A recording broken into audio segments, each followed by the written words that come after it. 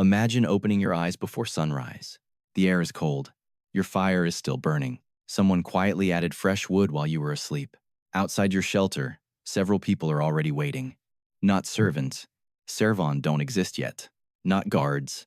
Not soldiers. They're hunters. Nobody is left for today's hunt because they're waiting for you. You step outside.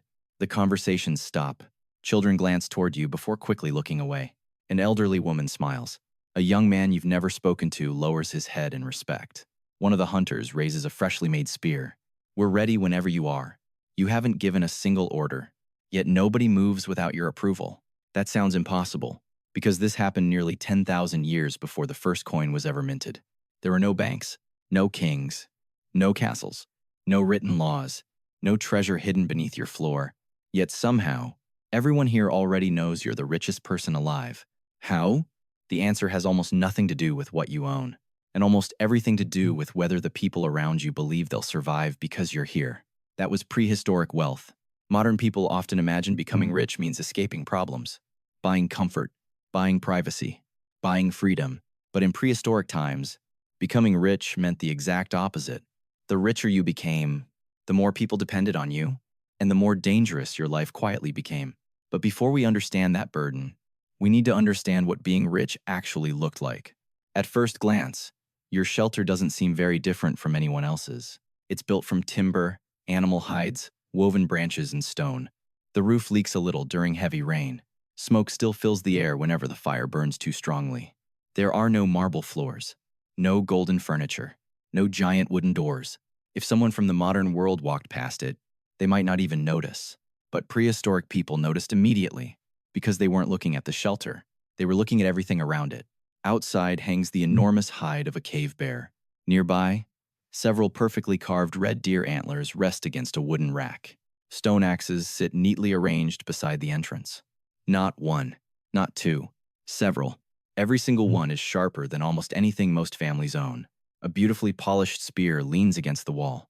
Beside it lies a collection of carefully shaped flint blades. Children often stop to stare at them. Young hunters secretly hope that one day they'll own tools just like yours. Those objects aren't expensive. Money doesn't exist. They're difficult. Every polished spear represents weeks of careful work. Every stone blade required finding exactly the right rock. One wrong strike, and hours of work disappeared forever. The bearskin hanging outside your shelter isn't decoration. It's proof. Proof that someone inside survived one of the most dangerous hunts imaginable.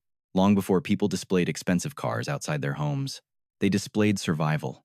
Perhaps the most valuable object around your shelter isn't visible at all. It's hidden beneath your feet. Several shallow storage pits have been dug into the ground. Inside them are carefully preserved nuts, gathered during autumn, bundles of dried berries wrapped inside woven baskets, smoked fish hanging above the fire, large pieces of dried venison protected from insects. Modern people rarely think of food as wealth, because food is always nearby. A supermarket is only minutes away. Prehistoric people lived inside a completely different reality. Imagine finishing today's meal without knowing where tomorrow's would come from. Now imagine opening a storage pit and realizing your family already has enough food to survive another month. That feeling may have been the greatest luxury any prehistoric human could experience. But then, something unexpected happens. A young couple slowly approaches your shelter. They're carrying almost nothing. The father's shoulders are tense. The mother keeps looking down. You already know why they're here. Their hunting trip failed again. Their youngest child hasn't eaten since yesterday. Neither of them asks directly. They don't need to. Everyone understands the silent language of hunger. Without saying much, you kneel beside one of the storage pits. You lift the cover, reach inside, and hand them several strips of smoked meat. The young father looks relieved. The mother quietly smiles. Their little boy hugs the food before anyone else can touch it. Then they leave. At first glance, you just became poorer. You gave away part of your winter supply. But every adult watching understands something the children don't. That food isn't gone.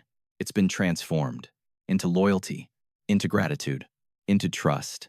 Months from now, if your leg breaks during a hunt, that same family will be among the first to arrive carrying food for yours. Anthropologists studying hunter-gatherer societies have repeatedly discovered this pattern. Sharing wasn't charity. It was insurance. Food spoiled. Relationships didn't. The richest people weren't always the ones with the largest food stores. They were often the ones surrounded by the strongest network of people willing to help when disaster arrived. Then the hunting party finally leaves. You walk at the front, not because you're the fastest. Several younger hunters could easily outrun you. Not because you're the strongest. Age has already begun slowing your body. Instead, you carry something much heavier than a spear. Memory. As the group reaches the forest, two younger hunters begin arguing. One believes the deer moved toward the river. The other insists they've climbed into the hills. Everyone talks at once. Then, silence. They all look toward you. You kneel beside a patch of soft earth. Fresh hoofprints, broken branches, half-eaten leaves, a faint trail almost invisible to everyone else. You study them for only a few seconds before quietly pointing toward the valley. They went that way. Nobody argues. Not because you're always right.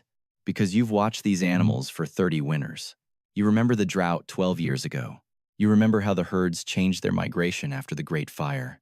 You remember which valley still held water when every other river dried up. Long before maps. Long before books. Knowledge lived entirely inside people. And some people possessed so much of it that entire communities survived because they remembered. That may have been the greatest wealth anyone could ever own. Because unlike food, unlike tools, unlike beautiful necklaces, knowledge became more valuable every time it was shared. And by the time the hunters disappear into the trees, you begin to realize something remarkable. The richest person in prehistoric times wasn't simply someone who owned more than everyone else. He was someone whose experience gave everyone else a better chance of making it home alive. Hours later, the hunt is over. A massive red deer lies on the forest floor. The younger hunters are smiling. One of them proudly points at the spear that struck first. Another insists he chased the animal farther than anyone else. For a few moments, everyone celebrates. Then something interesting happens. The laughter fades. Every pair of eyes turns toward you. Not because you killed the deer, but because everyone expects you to decide what happens next. Who receives the best cuts? Which family gets the largest share? Should some of the meat be smoked for winter? Should any of it be traded to the neighboring valley? Being rich didn't simply mean having more food. It meant deciding who would survive when food became scarce. That responsibility was heavier than any spear. As the hunters carry the animal back toward camp, the smell of wood smoke slowly fills the valley. Children hear the celebration long before they see it. They run toward the returning hunters, not to admire the deer, but to discover whether tonight everyone will eat well. By sunset, the entire settlement gathers around the fire. Large pieces of meat roast over glowing coals.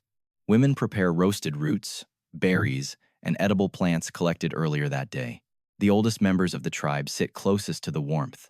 The youngest children fall asleep against their parents before dinner is even finished. To us, it looks like an ordinary meal. To prehistoric people, it was much more. It was politics. It was education. It was entertainment. It was survival. Around the fire, stories begin. One hunter exaggerates the size of the deer. Everyone laughs.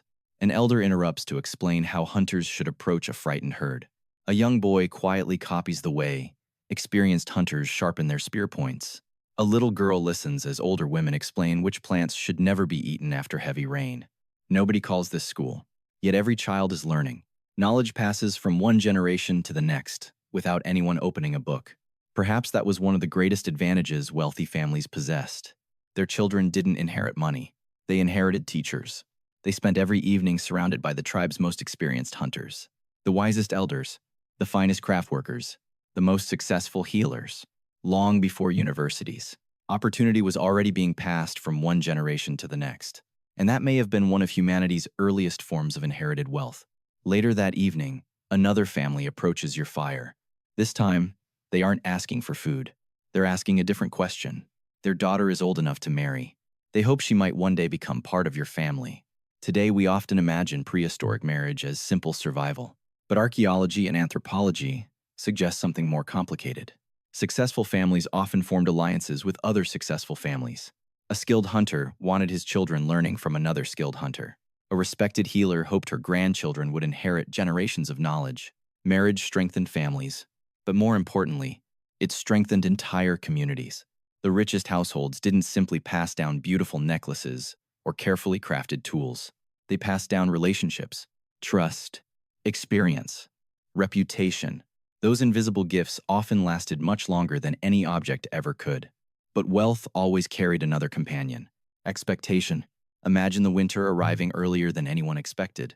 Snow begins falling. Game animals disappear into distant valleys. Fishing becomes difficult. Food grows scarce. Suddenly, everyone begins looking toward your shelter. Not because you caused the problem, because they believe you can solve it. Your food stores become the community's final safety net. Every decision becomes painful. If you share too much, your own family may starve before spring. If you share too little, someone else's children may not survive the winter. Modern wealth often creates independence. Prehistoric wealth created responsibility. Perhaps that is why the richest prehistoric people rarely lived isolated from everyone else. They couldn't. Their greatest asset wasn't hidden inside their shelter. It was the trust of the people standing outside it. Then imagine something even more frightening. You become sick. Not seriously, just enough that you can't hunt for several weeks. What happens now? The answer reveals whether you are truly wealthy. One family quietly leaves smoked fish outside your shelter. Another brings dried berries. A young hunter repairs your damaged spear. Children collect firewood without being asked. Nobody expects payment. Years of generosity have finally returned home. The wealth you thought you gave away was never really gone. It had simply been stored inside other people. Perhaps that's the greatest lesson prehistoric humans discovered long before money existed. The safest investment wasn't food. Food spoiled. It wasn't tools. Tools broke. It wasn't even beautiful ornaments. Those could be lost or stolen. The safest investment was people. People remembered. People helped. People returned kindness.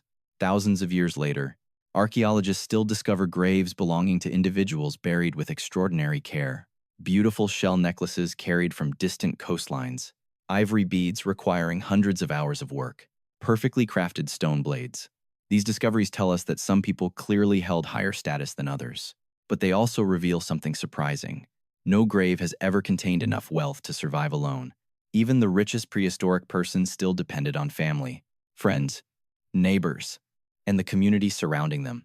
Perhaps that's why prehistoric wealth feels so different from our own. Today we ask, how much does someone own? Prehistoric people asked a different question. If this person disappeared tomorrow, how many lives would become harder? Maybe that was the real measure of wealth. Not owning the most, but being the person everyone hoped would still be standing beside the fire when winter finally came. If you enjoyed exploring what life was really like for the rich in prehistoric times, be sure to subscribe to Human Stories, where every week we uncover another forgotten chapter of humanity's incredible past. Until next time, thank you for watching.